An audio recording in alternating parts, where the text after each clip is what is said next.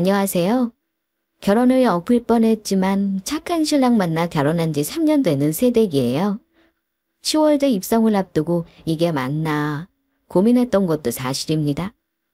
하지만 워낙 착한 신랑, 저 아니면 시어머니랑 시누이에게 휘둘릴 거 안타까워 결혼하게 되었어요. 저 사실 40 다 되도록 결혼할 생각이 없었거든요.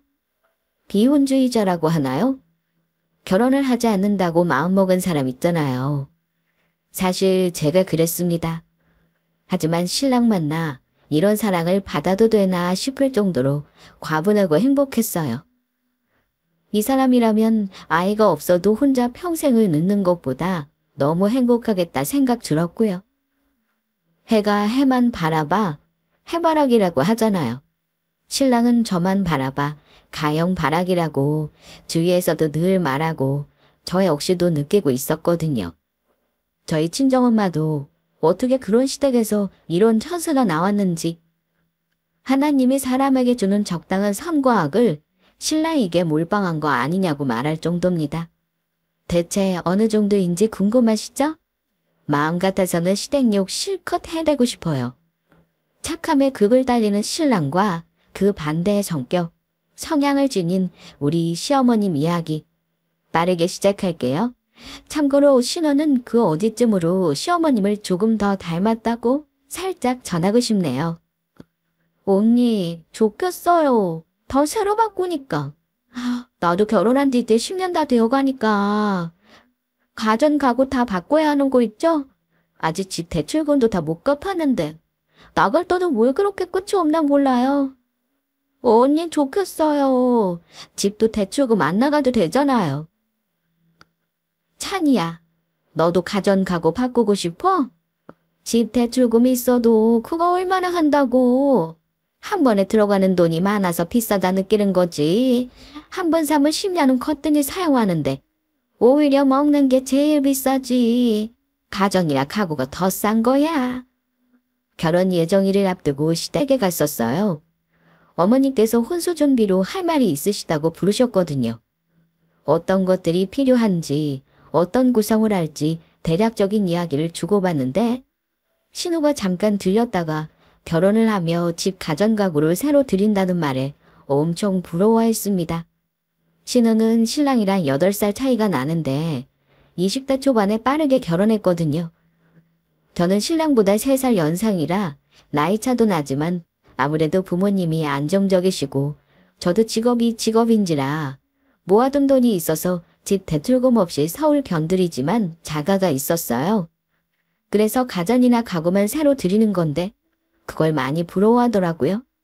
시어머님은 가전 가구가 비싸봤자 얼마나 비싸냐? 한 번에 냉장고 세탁기 다 바꿔도 2천만 원 안 되는데 10년으로 치면 1년에 200만 원, 한 달은 10만 원 초반꼴도 안 되는데 그보다 더 저렴한 게 어딨냐 말씀하셨죠. 아가씨 부럽긴요. 아가씨도 결혼 초에 다 하셨던 거잖아요. 저는 이제 결혼하니까 새로 장만하는 거죠. 저도 10년 지나면 다 똑같아요. 어떻게 똑같아요? 언니는 능력에서 다가집도 있고 시작선이 다르잖아요. 부럽다 부러워. 으이구 이거 사. 네 새언니는 나이가 있잖아. 부러워할 걸 부러워해야지. 그만 못해. 순간 갑분싸된 거 있죠? 갑자기 분위기 싸해지는 거 말이에요. 알아요. 저 나이 많은 거. 사실 저도 속으로 아가씨보다 10살보다 플러스 알파가 많은데 그동안 일했으니 그 정도는 당연한 거예요 라는 말이 목구멍까지 올라오는 거 겨우 참았거든요. 그런데 굳이 시어머님이 저 있는 앞에서 말하는데 갑자기 말문이 턱 막혔습니다. 제가 계속 일해서 돈도 있지만 누구랑 다르게 친정이 잘 살아서요. 기반이 탄탄한 덕도 봤죠. 라고 톡 쏘고 싶었는데 득되는 거 없다는 생각에 참았어요. 사실 여자가 결혼도 안 하고 40이 다 되도록 스타트업 회사에서 이사까지 오르기까지 어디 쉽나요? 그만큼 산전수전 다 겪었으니 제가 그런 말 해봤자 진흙탕 싸움이란 거 뻔히 하니까 참았죠. 잠시 머릿속 스쳐가는 생각일 뿐 비즈니스로 만나는 사람들이 아닌 가족이 될 사람이니까 나쁘게 생각 말자. 저를 다독였습니다. 신호를 부추기는 게 아니라 그만 못해라고 제 앞에서 살짝 언성이 높아졌으니까요. 적어도 나이가 있는 거 사실이고 그만 못해라고 제 편을 들어줬다 생각했거든요. 눈에 보이는 현실만 보고 그 이면을 파진 말자고 생각했습니다. 가영아, 퇴근했니? 아니요, 어머님. 그래도 전화 괜찮아요. 말씀하세요. 혼수 목록. 뭐가 필요한지 생각해보고 적은 거 사진으로 찍어서 보냈다. 확인해보고 세부사항은 또 이야기하자꾸나. 네, 보고 다시 전화드릴게요. 시어머님 댁에 다녀온 지 2주일 정도가 지났을까요? 퇴근할 준비를 하며 내일 할 일들을 정리하고 있는데 시어머님한테 전화가 왔어요. 혼수 목록을 하나하나 톡으로 보내기 번거로워 종이에 적어서 사진으로 보냈다고 말입니다. 알았다고 대답하고 일을 마저 했어요. 집에 가면서 찬찬히 훑어볼 생각이었거든요. 일을 마무리하고 주차장으로 내려가면서 어머님이 보내신 목록을 찬찬히 훑어보는데 TV랑 냉장고가 각 2대씩 적혀 있었습니다. 제가 살고 있던 집을 신혼집으로 들어가는 거라 TV랑 냉장고는 사실 필요 없었거든요. 이미 있으니까요. 대신 김치 냉장고 하나만 살 거라고 말씀드렸는데 저한테 필요 없는 물품이 적혀 있어서 어머니께 전화했어요. 어머님, 그래 가영아, 목록 봤니? 네, 그렇지 않아도 그 목록 때문에요. 저희 TV랑 냉장고 있어서 구매 안 한다고 말씀드렸잖아요. 냉장고 대신 김치 냉장고를 하나 드리려고요. 사용하다 필요하면 냉동고도 별도로 사고요. 어머님 내 거만 바꿔드리면 되니까 TV랑 냉장고는 하나로 수정할게요. 그거 니네 거 아니다. 네, 저희 거 아니면요. 그거 찬이네 거야. 네, 아가씨요? 순간 어이가 없었습니다. 사실 혼수는 저희 집에 들어가는 물건만 바꾸면 되고 준비하면 되는데 시어머님네가 형편이 썩 좋은 게 아니었어요. 제가 사는 집을 신혼집으로 사용하는 거라 혼자 살던 집에 필요한 가전 가구 같은 것들만 추가로 살 생각이었습니다. 지금 신랑 만나기 전 집도 리모델링해서 별도로 손볼 게 없었거든요. 2 식구 먹을 거니까 아직 냉장고도 괜찮고 워낙 영화 보는 거 좋아해서 거실에 TV도 그 시절 제일 큰 걸로 꾸며두었습니다. 생각보다 신혼집에 살 가전이나 가구가 없어서 신랑이랑 상의 끝에 어머님 댁 가전 몇 개 바꿔드리기로 했어요. 그래서 시어머님과 상의할 겸 그날 들렸던 건데 난데없이 혼수 목록에 신호 가전이 올라와 당황했습니다. 순간 머릿속으로 스쳐 지나간 건 혹시 그래서 그날 말도 없이 신우이가 왔나? 그래서 나 가구 산다고 그렇게 부럽다고 연신 내뱉었나? 그럼 어머님이 그만하라고 내 편 드는 것처럼 굴었던 건 뭐지? 그것도 다 연기였나? 하는 생각이 머릿속을 빠르게 스쳐 지나갔습니다.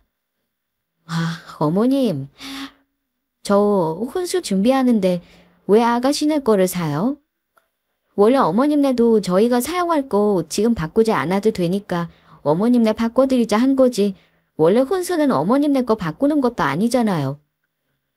그럼 저도 너무 부담돼요.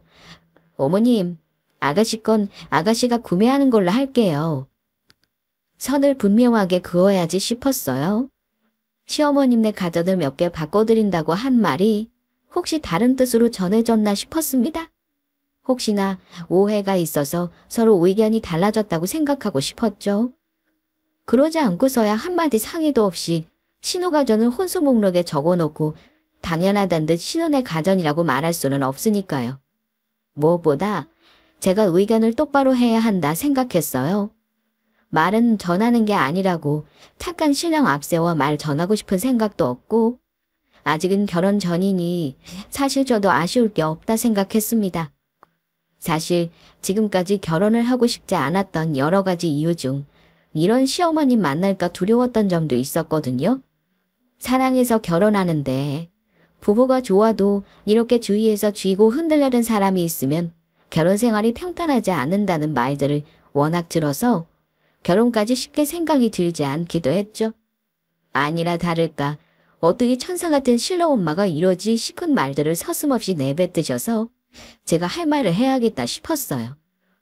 무슨 말이 그러니? 그거 2개 더 산다고 얼마 차이 안 나잖아. 오히려 더 사면 할인율 높아져서 네가 생각하는 만큼 다 아닌데 뭘 그래? 어머님이 뭐라고 말씀하셔도 이건 경우가 아니라고 생각해요. 아가씨건 모록에서 제외하겠습니다. 현실이 아니길 바라는 마음이었어요. 어떻게 이렇게 뻔뻔할 수 있지 싶었거든요. 2개 더 산다고 얼마 차이가 안 나다니요. 제가 금수저가 아니라 저에게는 큰 돈이거든요. TV와 냉장고 최신 모델로 적어두셨던데 거의 2천만 원이면 큰 돈 아닌가요? 집안이 대대로 자금 여유가 있어서 돈의 고해가 없었다면 모를까. 부모님이 지금 노후 대비 탄탄하시고 잘 사는 것 같아 보여도 맨 땅에 헤딩하는 것부터 시작하셔서 정말 일 안 하고 편하게 사신 지 10년도 채 안 되시거든요. 지금도 건물 가지고 계시지만 건물 청소하고 관리하고 외부 맡기면 다 돈이라고 2분이 부지런히 다니시며 관리하시고요. 저 역시도 그런 부모님 밑에서 자랐으니 돈 한 푼 귀한 거 너무나 잘 압니다. 사실 돈 2천만 원이 아깝다기보다 눈 뜨고 코 베이는 느낌이에요. 시어머님은 능력도 안 되시면서 다른 사람이 돈 많은 것만 보이고 그걸 어떻게 모았는지 어떤 생각을 가지고 있는지 하나도 궁금하지 않으시구나 싶었습니다. 가난한 사람은 다 이유가 있구나 하는 생각도 조금은 들었고요. 여하튼 구색도 없이 초반부터 이렇게 되면 앞으로 결혼 생활 내내 질질 끌려다닌다는 생각에 조금 냉정하고 싸가지 없게 들렸을 수도 있지만 딱 잘라 말했습니다. 아가씨 건 목록에서 제외하겠다고 말입니다. 카영아, 이왕 사는 거 신혼에도 좋은 거 사주면 좋잖아. 아니 뭘 그렇게 청색하고 그래. 오히려 가전도 매년 가격이 오르는데 지금 사주면 나중에 사주는 것보다 훨씬 이득이지 뭘 그래. 앞으로 10년 동안 주구장창 생색날 수도 있고 좋은 게 좋은 거라고 사주는 걸로 알고 있을게. 이만 끊는다. 어머님, 어머님. 제가 말할 틈도 안 주시고 전화를 급하게 끊으셨어요. 다시 전화할까 했지만 이건 전화로 할 이야기가 아니라 생각이 들었어요. 전화하면 안 받거나 또 당신 말만 하고 끊으신다는 거. 저도 사회 짬밥이 있다 보니 그 정도 감은 있었죠. 한숨을 푹푹 쉬고 이 상황을 어떻게 하지 머릿속이 복잡했습니다. 솔직한 마음으로 이런 시댁인 줄 알았다면 신랑 마음이 어땠든 결혼까지 진행하지 않았을 것 같거든요. 아직 식장을 들어가기도 전인데 이렇게 대놓고 저에게 요구할 정도면 대체 어떤 성품을 지니셨을까? 감히 짐작조차 하기 어려웠으니까요. 자기야, 주문한 식사 왔어? 아니, 아직 안 시켰어. 자기 오면 시키려고. 근데 말했던 시간보다 늦어서. 올 때가 되었는데 혹시 아픈 거 아닌지 주차장이라 해서 해가 생긴 건 아닐 텐데 걱정돼서 전화했어. 순간 마음이 따뜻해지면서 시어머님으로 인해 짜증나고 복잡했던 마음이 사르르 녹아내렸습니다. 그렇구나. 나 이 사람 때문에 지금 이 수요를 겪었지 하고 말이에요. 어찌 보면 말장난 같기도 한데 평생을 살아도 이 사람처럼 저를 아끼고 저만 바라보는 사람 또 못 만날 것 같거든요. 부모님이 주는 사랑과는 또 다른 느낌이에요. 지금도 전화 온 이유가 제가 출발하면서 전화해서 배고프니 저녁 시켜놓으라고 부탁했거든요. 결혼 앞두고 보통 평일에는 퇴근하고 쉬는 집, 그러니까 제가 지금 사는 집에서 만나 저녁 먹고 결혼 준비하고 신랑은 본가로 들어가는 일상을 보내고 있습니다. 회사에서 집이 30분 거리라 집에 가자마자 밥 먹고 싶은 마음에서 미리 주문해달라고 말한 거죠. 그런데 신랑은 미리 주문하면 식는다고 제가 도착하기 10분 전에 주문하고 바로 찾으러 가면 따뜻하게 먹을 수 있으니 그렇게 하겠다는 거예요. 음식은 만드는 시간보다 배달 시간이 길어 늦게 오고 다 식어서 맛없어진다고요. 연애를 2년 했는데 늘 한결같았습니다. 누가 보면 혹시 저의 재력이나 사회적 지위라고 생각하실 수 있는데 사실 스타트업 회사가 커져서 중소기업이 되었어도 신랑 역시 신랑의 능력만 보면 어디 가서 부족하지 않거든요. 오히려 30대 후반인 저와 다르게 30대 중반으로 오히려 어디 가도 인정받고 능력 있어서 잘 나가는 성격, 외모, 능력 어느 하나 부족하지 않는 사람이죠.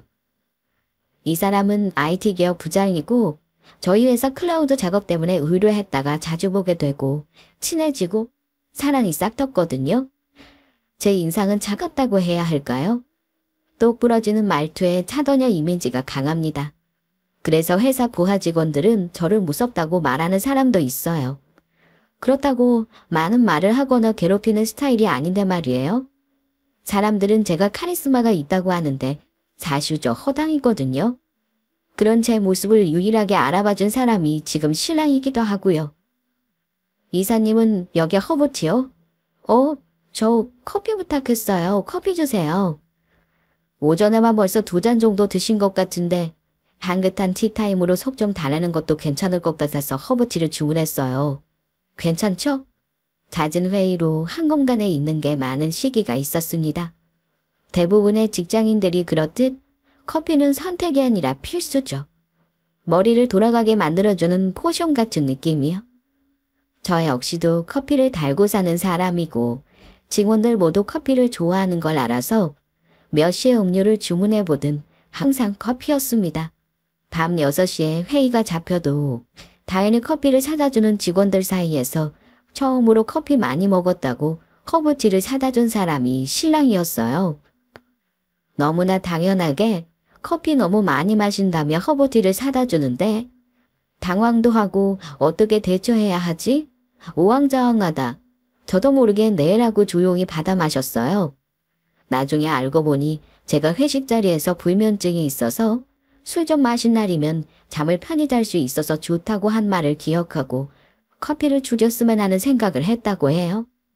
그때는 그게 사심이라고 생각 못하고 거래처 임원이니까 말 하나하나가 기억남아 행동으로 옮겼는데 어느 순간부터 제가 자꾸 눈에 들어오고 저 역시도 그런 신랑이 눈에 들어온 거죠. 결정적으로 제가 이 사람과 함께라면 행복하겠다 싶은 생각이 든 계기가 있었어요. 자연스레 인연으로 발전하고 연애를 하던 중이었는데요. 그때 연말을 앞두고 매일 야근 연속으로 회의가 지속해서 이어졌어요. 야근 회식이 반복되면서 휴식이 필요하다 생각드는 시기 있잖아요.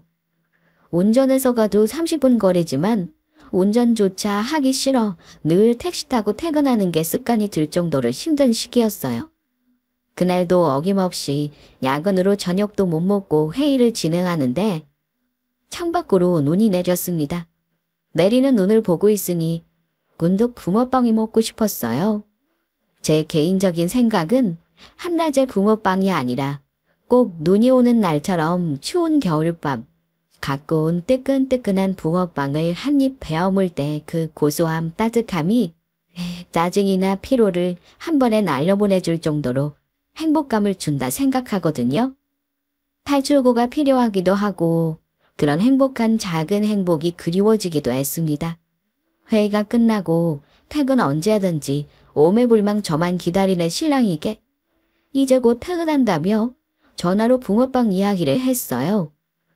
한겨울로 접어든 지도 이미 오래전인데 매일 늦게 끝나니 올해는 붕어빵 한 번도 못 먹었다고요. 그렇게 전화를 끝내고 집 앞에 내리는데 신랑이 짠 하고 붕어빵 한 봉지를 들고 기다리고 있었습니다. 방금 사온 뜨끈뜨끈한 붕어빵이었어요. 하나도 눅눅하지 않아 신기해서 물었죠. 자기야, 이 시간까지 붕어빵 하는 집이 있어? 후문의 붕어빵은 10시면 문 닫잖아. 요즘 맨날 야근해서 그 시간 전에 집에 못 오니 자꾸 생각나는데 어디서 사는데 이렇게 따뜻해? 우리 아파트 후문 말고 다른 곳에 또 생겼어? 놀라서 묻는 저에게 그냥 실실 웃는 신랑. 그동안 피곤했던 피로며 일에 치였던 스트레스가 한순간에 풀리면서 행복하게 한 입 물었는데 제가 좋아하는 저희 아파트 후문 붕어빵이 맞았어요. 매년 겨울이면 후문에서 붕어빵을 내서 오픈하는 시간, 문 닫는 시간, 그리고 휴일까지 다 알고 있었습니다. 택시에서 내려서 신랑을 만난 게 10시 30분을 조금 넘어서 절대 따뜻할 수 없는 시간이거든요. 식지 않게 어떻게 할 수는 있어도 미리 사놓는다면 눅눅해지니 도무지 방법을 알 수 없었죠. 궁금해하는 저에게 배시시 웃으며 신랑이 말하더라고요. 히히, 자기 팔았지? 임신한 와이프가 아직 초기라. 아직 회사 다니는데 저녁도 못 먹고 일하는데 이 붕어빵이 너무 먹고 싶어 한다고. 따뜻하게 주고 싶은데 오늘은 조금 늦게 퇴근하면 안 되냐고 부탁했지. 오늘 눈 내려서 다들 내 마음 같았는지 미안하지 않게 사장님 늦게까지 문 여시는데 동네 사람들도 오늘 웬일로 늦게까지 있는다고 다들 퇴근길에 사가는 바람에 사장님 오늘은 11시에 문 닫아 할 것 같다고 허허 웃으셨어. 세상 거짓말은 하나도 못할 것 같던 사람인데 어디서 그런 생각이 들었는지 너무나 황당해 웃음도 나고 그런 진심을 알고 나니 이 사람이라면 내가 원하는 건 어떻게라도 나에게 해주겠구나 싶은 믿음이 생겼습니다. 이런 게 어떻게 보면 되게 작은 일들일 수 있는데 이런 작은 일상들마저 저를 위해 돌아가니 이 사람 머릿속엔 나만 들었나 싶을 정도였거든요. 내가 하는 작은 말 하나도 놓치지 않고 해주려는 사람, 뭐든 같이 하는 사람. 내가 조금 느린 면들이 있어도 보채지 않고 크게 뭐라고 하지 않는 사람. 이런 사람이라면 혼자 지내는 것보다 평생 함께하는 게 더 좋다 생각 들었어요. 소울메이트가 있다면 바로 이 사람일 거라는 확신과 말입니다. 신랑의 저녁 전화 한 통에 정말 옛일들이 머릿속을 스쳐가며 잠시 생각이 많아졌어요. 이런 신랑과 저런 시어머님. 그 속에서 나는 어떻게 해야 하지 말이에요. 자기야, 우리 TV랑 냉장고 안 바꾼다 하지 않았어? 혼수 목록에 TV랑 냉장고가 2대네. 바꾸기로 했어? 집에 들어와서 저녁을 먹으며 신랑에게 시어머님이 보내주신 혼수 목록을 공유했습니다. 시어머님이 신랑에겐 별도로 말하지 않고 저에게만 보냈더라고요. 신랑도 목록을 보고 TV와 냉장고가 각 2대씩 있는 걸 의아해했습니다. 제가 별다른 말 안 하고 식사를 묵묵히 하고 있으니 아직 쓸만한데 우리 것도 바꾸는 거냐며 말하더니 이내 당신이 결정한 거니까 자기는 뭐든 상관없다는 말로 식사를 마저 했어요. 식사를 다 마치고 차를 마시며 신랑과 마주 앉았습니다. 시어머님이 저에게 요구하시는 것들 그리고 앞으로 신랑의 생각을 한번 정리하고 넘어가야 할 것 같았거든요. 이리저리 끌려다니기도 싫고 신랑을 앞세우기도 싫고 마음 한편으로는 신랑에게 나야 어머님이야 선택해라고 어쩌면 선택지를 신랑에게 넘겼을지도 모르겠습니다. 신랑이 내 편만 확실하게 되어준다면 남들이 뭐라 하든 힘들다고 도시락 싸가며 말리더라도 믿고 가보고 싶다는 마음이 강했으니까요. 아니야 자기야. 그거 우리 거 아니야. 우리 게 아니면? 엄마가 2대씩 왜 필요한데? 그거 각 1대씩 아가씨 거. 어머님이 아가씨네 것도 바꿔주래. 좋은 게 좋은 거라고. 이왕 살 때 찬이 아가씨네 것도 사면 할인율도 더 커질 거고 10년 내내 생색내기 좋다고 하시더라. 참, 지금 바꾸는 게 매년 가전 비싸지는 거 생각하면 이득일 거라고 말씀도 하셨어. 뭐, 제 말을 들은 신랑이 놀란 토끼눈이 되더니 이내 시어머니께 전화할 기세로 거실에 있는 자기 핸드폰으로 가더라고요. 인연을 만나면서 누군가에게 화내는 모습 본 적 없고 웃으면서 자기 할 말 잘하는 스타일인데 화가 난 표정을 처음 봐서 사실 저도 놀랬어요. 그리고 전화로 할 이야기는 아니라고 신랑을 말리느라 혼났죠. 신랑은 저보기 창피하다는 말도 하고 시어머니께 전화로도 뭐라고 하고 저랑 헤어지면 바로 집에 들어가 또 뭐라고 한다고 엄청 화가 난 상태였습니다. 그래서 저는 다행이다 싶기도 했고 한편으로는 확실하게 확인받고 싶었어요. 그래야 앞으로 시댁하고 일에서 흔들림 없이 저와 제 사랑을 지킬 수 있다 생각했죠. 자기야, 일단 여기 앉아봐. 그거보다 앞으로의 이야기를 하는 게 더 현실적일 것 같아. 앞으로의 이야기? 어머님은 어찌되었든 좋은 게 좋은 거라고. 이번이면 나도 어떻게 하겠지만 나는 사실 아직 결혼식을 올린 것도 아닌데 벌써부터 이러면 앞으로 어떠시려고 그러지? 걱정되는 게 사실이야. 그래, 미안해. 나 같아도 그럴 거야. 나도 우리 엄마가 시집살이 시키실 분 아니라고 생각했는데 내가 아니니 장담할 수 없고 내가 어떻게 해주면 좋겠어? 그래서 신랑에게 물었어요. 혹시 모를 상황이 생겨서 내가 시어머님 보고 못 살겠다고 하면 당신은 어떻게 하겠냐고요? 사실 이 말은 돌려 말하는 거지만 단도직입적으로 말하면 결혼 전이니까 파혼할 수 있다는 말이고 결혼을 했다면 이혼도 불사하겠다는 말을 조금 우회적으로 표현했거든요. 혹시나 내 말을 제대로 전달 못하는 건 아닐까 생각이 들었지만 그렇다고 파혼이다, 이혼이다라는 단어를 직접적으로 사용하고 싶진 않았습니다. 아직까지도 내가 너무 앞서는 게 아닐까. 이런 천사 같은 신랑한테 그런 시어머님이라니 믿고 싶지 않은 부분도 있었거든요. 신랑은 잠시 생각하는 것 같았어요. 선뜻 답을 할 수 없다는 눈빛으로 곰곰이 생각하더라고요. 지금 생각해보면 그래서 더 믿음이 갔던 것 같습니다. 선뜻 대답이 나왔다면 그렇게 쉽게 철륜을 저버린다고 하는 생각이 들 것 같았거든요. 그런데 내 말을 묵묵히 듣고 잠시 생각에 잠기는 그 표정이 진중해서 어떤 결론을 내든 그 말은 지키겠구나 믿음이 생겼어요. 지금까지 그랬던 것처럼요.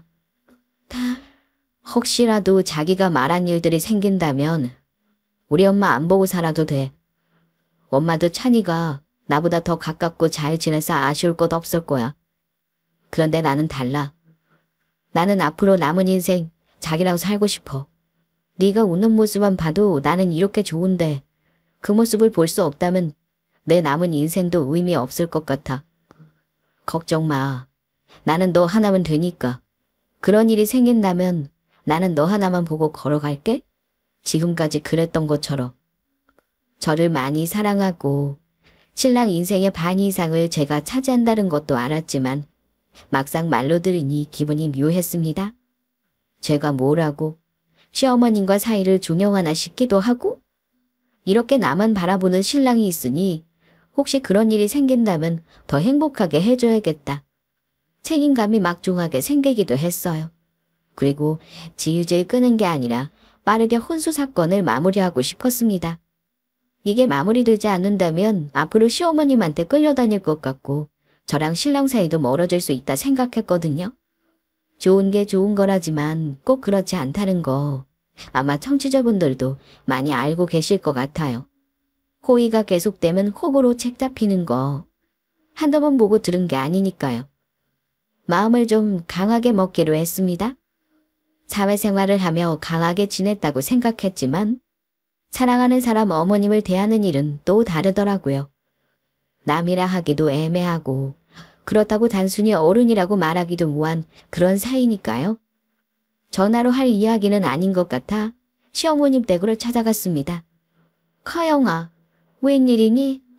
어머님, 드릴 이야기가 있어서요. 전화를 하긴 뭐해서 얼굴 뵙고 이야기하려고요. 그래? 이리 와 앉아라. 자리에 앉아서 시어머니께 상황을 이야기했습니다. 제가 아가씨 가전을 구매할 이유는 없을 것 같다고요. 그랬더니 시어머님은 그 얘기하러 왔냐고 웃으시면서 전화로 했던 말을 또 하셨습니다. 좋은 거 사주면 좋은 거지. 뭘 그렇게 어렵게 구냐고요. 예상했던 대로 시어머님의 생각은 제가 가진 돈의 크기보다 아가씨가 원하는 것에 더 목적이 강하구나 싶었습니다. 그래서 강수를 두었죠. 네, 어머님.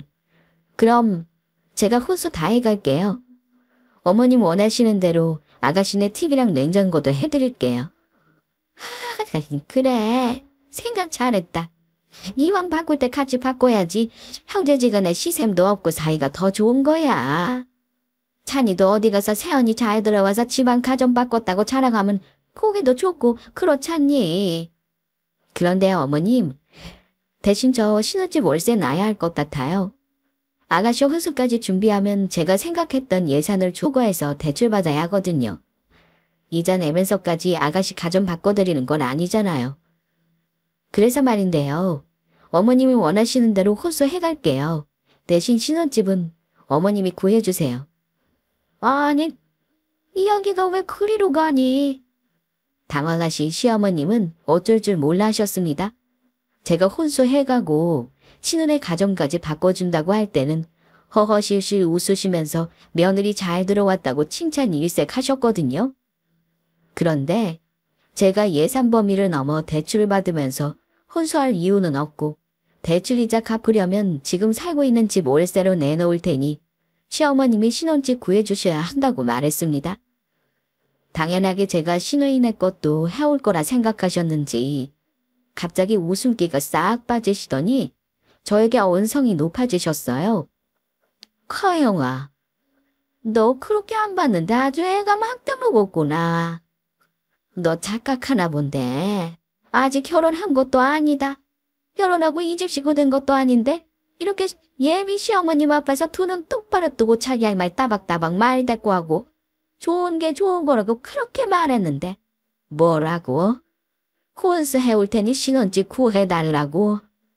이게 말이면 단 줄 아나? 너 같은 며느리 필요 없으니 당장 나가. 우리 아들이 좋다고 하니까 결혼시키는 거지. 아들보다 나이 많은 노처녀 어느 집에서 환영한다고 고운 점 있는 것 같아 내 눈 감고 내 아들 고생 안 하겠다 싶어 결혼시키려 했는데 안 되겠다. 지금부터 시댁을 이렇게 우습게 알면 결혼하면 더했지 덜하지 않을 거 아니야. 혼수 됐다. 그딴 거 필요 없으니 싸움 나가. 결혼 못 시키니까 지금 당장 나가라고. 내 말 안 들려. 그렇게 등 떠밀려 시댁에서 쫓겨나다시피 나왔습니다. 어찌나 어이없던지 막장 드라마를 눈앞에서 본 느낌이었어요. 불과 몇 초 전까지 제 앞에서 허허실실 웃으며 며느리 잘 들어와 좋다고 말씀하시던 모습은 온데간데 없고 뒷목 잡으시면서 개거품 무셨거든요. 저처럼 근본 없는 며느리 집에 못 들인다고요. 어느 정도 예상은 했는데 제가 생각했던 것보다 더 강하게 나오시는 바람에 당혹스럽기도 하고 제가 괜한 분란 만든 게 아닌지 조금 불안해지기도 했습니다. 제가 이 결혼을 못하겠다고 먼저 말한 게 아니라 시어머님이 먼저 결혼 못 시키겠다고 언성이 높아지시며 저를 내쫓았으니까요. 좀 더 상황을 부드럽게 마무리했어야 했나? 사회생활하며 한 번도 제가 유리하지 않은 적 없었는데 사회생활 다 소용없구나 싶을 정도로 제가 멍청하다 생각이 들 정도였어요. 터벅터벅 걸어가고 있는데 어디서 왔는지 신랑이 제 옆에 와 있었습니다. 자기야. 엄마랑 이야기 잘하고 왔어? 뭔가 들린다고 해서 걱정돼서 왔지. 들어갈까 했는데 내가 들어가면 자기 하고 싶은 말 제대로 못할 것 같아서. 기다렸는데 아파트 계단에 앉아있다가 큰 소리가 들리고 엄마한테 등 떠밀려 나오는 자기 보는데 순간 나도 당황해서 아무것도 할 수 없었어. 미안해. 순간 헛웃음이 났습니다. 다 봤구나. 다 들었구나 하고 말이에요. 처음에 보면서 아무런 액션도 취하지 못한 신랑이 답답하게 느껴지고 조금 목 미덥기도 했어요. 나한테 했던 이야기는 다 거짓말인가 싶기도 했죠. 그런데 또 한편으로 생각해보면 오히려 잘 되었다 싶었습니다. 제가 말을 전하지 않아도 가감없이 당신 엄마가 하는 모습을 봤고 그러지 않을 거라 여겼던 당신 어머니가 그런 모습들을 보이니 말로는 저에게 등질 수 있다 했지만 정작 그 순간에 강하게 뭘 어떻게 할 수 없었겠죠? 제가 당황했던 것처럼 신랑 역시 당황했을 거라 마음을 헤아리니 안쓰럽던 생각까지 들었어요. 우려했던 일이 현실화되었으니 어쩌면 지금 이 순간 울고 싶은 건 제가 아니라 신랑일 수 있겠다 싶었습니다. 자기야, 나는 전에도 말했듯이 너 없이 못 살아. 너 그런 대우하는 우리 엄마랑도 못 살고 네가 수모를 당할 때 든든하게 지켜주지 못해서 미안해. 나도 당혹스러워서 내가 어떻게 하는 게 맞는지 눈앞에 보는 광경을 믿지 못해 가만히 서 있다가 자기가 터벅터벅 걸어가는 거 보고 정신 차렸어. 앞으로는 안 그럴게. 수모 당하지 않게 너 지켜주고 너보다 더 화내고 너 그런 대우하는 사람 등지고 살게. 세상 모든 사람이 당신 욕해도 나 하나는 네 편이 되어줄게. 이런 나라도 괜찮을까? 버스 정류장에 앉아 지나가는 버스를 보며 둘 다 말없이 앉아서 생각을 정리하는데 갑자기 제 앞에 무릎을 꿇더니 자기 생각을 정리하며 말했습니다. 제가 예상했던 대로 순댕이 신랑은 그 순간에 어떻게 하는지 몰라 우왕좌왕하다 타이밍을 놓친 거였어요. 저 같아도 그랬을 것 같거든요. 당당하게 내 할 말 다 했다고 생각했는데 저보다 더 강수를 띠는 시어머님에게 찍소리 못하고 그대로 쭉 대놨으니까요. 상처받았다고 생각하고 내가 왜 이 수모를 당해야 하지 억울하다 생각했는데 그런 제 앞에 무릎 꿇고 저의 상처를 보듬어주는 신랑을 보고 행복하게 살아야겠다 다짐했습니다. 어찌 보면 저는 안 보고 살면 그만인데 신랑은 다르잖아요. 그래도 키워준 엄마인데 엄마를 등진다고 말할 정도의 지금 현실 그리고 저를 향한 사랑 그 모두를 아니까 아무 말도 할 수 없었습니다. 그렇게 둘이 사람 많은 버스 정류장에서 부둥켜 안고 울었네요. 그런 신랑과 결혼해서 지금 신혼을 열심히 즐기고 있어요. 나이가 있어서 아이가 못생기는 것도 감안하고 결혼했는데 감사해도 허니문 베이비가 찾아와 태교하며 행복한 일상을 보내요. 결혼식은 원래 크게 할 생각이 없이 양가 부모님과 절친들만 모아서 스몰 웨딩으로 막내 이모가 지방에서 카페를 크게 하는데 하루 빌려서 할 생각이었거든요. 그래서 시어머님이 안 오셔도 크게 상관없어서 다행히 무사히 잘 치렀습니다. 시어머님도 강단이 있으셔서 그런 며느리 못 본다고 하신 말씀 지키시느라 신랑이 결혼 강행할 거고 굳이 오지 않으셔도 된다고 말 전하니 진짜 안 오셨거든요. 그렇게 시댁이랑 연 끊고 요즘 깨먹고 있어요. 하나밖에 없는 아들 결혼시키면서 한탕 하려고 했던 시어머니와 신우 결국 하나도 건지지 못하고 다 날렸네요. 하나밖에 없는 아들도 못 보고 손자 생겨도 보여드릴 생각 없으니 득보신 거 하나 없으시죠. 지금도 신랑은 저 배불러 온다고 매일 퇴근 후 다리 마사지 1시간씩 해주고 태교해야 한다고 뱃속에 아이한테 동화책 읽어주고 매일 바쁘게 지내요. 행복하게 지내는 요즘이 너무 좋은데 신랑이 며칠 전 그러더라고요. 사실 어렸을 때 5년 정도 돌아가신 외할머니 손에서 컸다고요. 신우 태어나고 시어머님이 너무 아프셔서 갓난쟁이를 보낼 수 없어 시어머님이 건강해질 때까지 외할머니가 신랑을 봐주셨대요. 그래서 시어머님한테 정이 크게 없었고 초등학교 들어갈 때쯤 왔으니 집이 어색했다 했습니다. 그런 자기와 다르게 눈에 넣어도 아프지 않을 것처럼 엄마가 동생에게 구는 것들을 보며 딸이니까 당연하게 생각했대요. 자기는 아들이고 살갑게 마음 표현하는 성격도 아니니 크게 신경 쓰지 않았는데 사랑하는 사람을 만나고 자신에게 어떤 모습들을 자기도 보게 되면서 세상이 달라 보이기 시작했답니다. 그런 소중한 저에게 함부로 대하는 엄마를 보며 생각이 많았다고 했어요. 신우가 20대 초반 이른 나이에 결혼한다고 데려온 매제가 가진 거 하나도 없어도 자식처럼 보듬는 걸 보았는데 저에게 하는 행동이 너무 다르다는 게 서운했다는 것도요. 그런 이야기를 들으니 그동안 시어머님이 신우 편에서 했던 말들, 신랑이 고심 끝에 결정하기는 했지만 시어머님을 저버릴 수 있던 상황들을 이해할 수 있었습니다. 이제는 정말 우리 가족만 보고 살려고요. 그동안 마음에 뿌리 내리지 못하고 지냈던 신랑을 보면 가슴이 조금 아련해져요. 그럼에도 이렇게 착하기 큰 게 너무 감사하고요. 가끔 사연을 들을 때면 요즘에도 그런 시어머니가 있구나 신기했습니다. 그리고 그런 시댁을 등지는 아들의 모습들이 진짜일까 하는 의구심과 한편으로는 든든하겠다 싶었죠. 살아보니 그게 제 일이 되었더라고요. 그런 시댁을 만나고 시댁을 등진 신랑과 살고 있으니까요. 이제는 어떤 사연을 들어도 제 좁은 시야에서 정말 그럴까 생각하지 않기로 했습니다. 모든 것엔 그럴 만한 이유가 있듯 제가 알지 못하는 상황들로 그럴 수밖에 없었을 테니까요. 워낙 느끼한 결혼이라 친구들에게 말하기도 창피하고 어딘가에 속 시원하게 털어놓고 싶었는데 가끔 사연으로 듣던 여기가 생각났어요. 용기 내 저도 이렇게 이야기 전해봅니다. 제 속마음 뜻대로 들어주셔서 감사해요. 어떻게 끝맺음 해야 하는지 어색하지만 이만 마무리할게요. 건강하세요.